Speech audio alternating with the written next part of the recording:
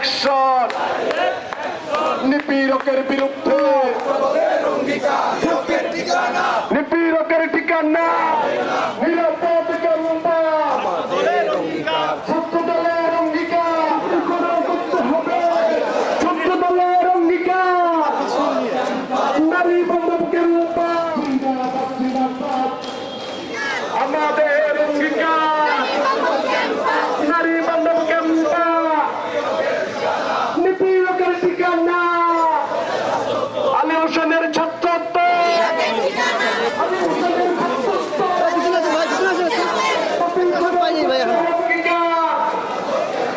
এসো ভাই এসো বোন, অ্যাকশন টু অ্যাকশন।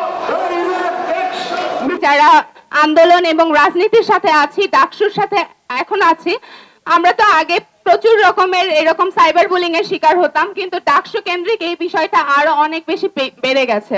এই যে আলী হোসেন একটা মাত্র উদাহরণ, এর বাইরেও আমরা দেখি যে এরকম অসংখ্য আলী হোসেনের অস্তিত্ব আমাদের পুরো ঢাকা বিশ্ববিদ্যালয়ে বিদ্যমান, আমাদের পুরো বাংলাদেশে বিদ্যমান।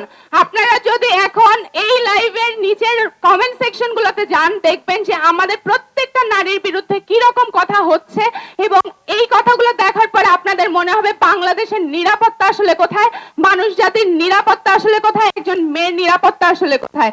আপনারা প্রশ্ন তোলেন, এখনো আমাদের অনেক সময় আছে। ডাকসু কেন্দ্রিক আমরা যারা নারীরা আছে আমরা আসলে আতঙ্কগ্রস্ত। মাত্র 13% যখন নারী একটা ডাকসুর মতো জায়গায় ইলেকশনে অংশগ্রহণ করে, এটা বাংলাদেশের জন্য লজ্জার। কেন এখানে 100%-এর জায়গায় মাত্র 13% নারী এখানে অংশগ্রহণ করবে? আমরা 5 আগস্টের পরবর্তীতে এক মধ্যযুগীয় উপদ্রবের শিকার হয়েছি একটি গোষ্ঠীর কাছ থেকে। প্রিয় উপস্থিতি, সেই গোষ্ঠীটি স্বাধীনতায় বিশ্বাস করে না, সেই গোষ্ঠীটি নারীদের স্বাধীনতায় বিশ্বাস করে না, নারীদের চলাফেরায় বিশ্বাস করে না। তারা চায় না নারীরা ঘরের বাইরে বের হোক, নারীরা তাদের উঁচু সুরে কথা বলুক, সেইটা তারা চায় না। সেই কণ্ঠ তারা রুদ্ধ করতে চায় বারবার, এবং তারই ফলশ্রুতিতে বারবার গণ অভ্যুত্থানের সামনের সারির নারী নেত্রীদেরকে নিয়ে বারবার তারা আক্রমণ করেছে, সাইবার বুলিং করেছে। এমন কোন নারী নেত্রীকে চিনি না আমি যিনি তার কমেন্ট বক্সটি পাবলিক করে রাখতে পারেন, যাতে মানুষ কমেন্ট করতে পারে। 5 আগস্ট পরবর্তী সময়ে আমাদের নারীর চলাফেরার স্বাধীনতা, পোশাকের স্বাধীনতা, কথা বলার স্বাধীনতা চরমভাবে হরণ করেছে একটি গুপ্ত সংগঠন, যারা নিজেরা নিজেদের পরিচয় দিতে লজ্জা বোধ করে।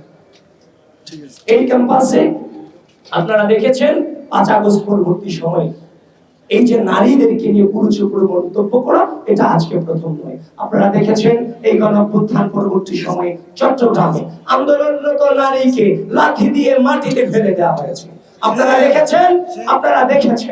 আপনারা দেখেছেন সেই নারীকে যখন লাঠি দিয়ে মাটিতে ফেলা হলো, ঠিক একই ভাবে এই ঢাকা বিশ্ববিদ্যালয়ের মাটিতে আমার এক বোনকে ওড়না নিয়ে কুরুচিপূর্ণ মন্তব্য করা হলো। ঠিক একই এই দুটো ঘটনায় 2 আসামিকে যখন গ্রেফতার করা হলো, তাদেরকে যখন ছাড়িয়ে আনা হলো, একটি নির্দিষ্ট গোষ্ঠী তাদেরকে ফুলের মালা দিয়ে বরণ করতে প্রিয় বন্ধুগণ, একটা সমাজে অপরাধ ঘটাটা অস্বাভাবিক নয়, কিন্তু অপরাধীর অপরাধকে সেলিব্রেশন করা, ফুলের মালা দিয়ে বরণ করে নেওয়া, এটা চরমভাবে অস্বাভাবিক ঘটনা। প্রিয় বন্ধুগণ, এটা তো মেনে নেওয়া যায় না। শুধু তাই নয়, আপনারা জেনে থাকবেন গত কদিন আগেও ঢাকা বিশ্ববিদ্যালয়ের টিএসসিতে একজন বোনের ছবি ফোনে জুম করে তোলা হচ্ছিল। যখন তাকে ধাওয়া করা হলো, তখন সে শিবিরের যে অনুষ্ঠান চলছিল সেদিন টিএসসিতে, সে ওখানে গিয়ে আশ্রয় নিয়েছিল, এবং পরবর্তীতে তাকে যখন ধরা হলো, তখন সে নিজের নাম বলল 6টা, তার আইডি ছিল 4টা, পেজ ছিল 2টা, সবগুলোই ফেক। এই হচ্ছে পরিস্থিতি। এই রকম নারী নিপীড়নমূলক কথাবার্তা ক্যাম্পাসের মেয়েদের হলে সব সময় চলে আসছে। আমরা একের পর এক স্মারকলিপি দিয়েছি, কিন্তু এই প্রশাসন দৃশ্যমান কোনো পদক্ষেপ নেয়নি। জন্য আজকে আলী হোসেন গণধর্ষণের পদযাত্রার হুমকি দিয়েছে একজন ডাকসু নির্বাচনে অংশগ্রহণকারী নারী শিক্ষার্থীদের উপর। এই স্ট্যাটাসের দায় এই প্রশাসন এড়াতে পারে না।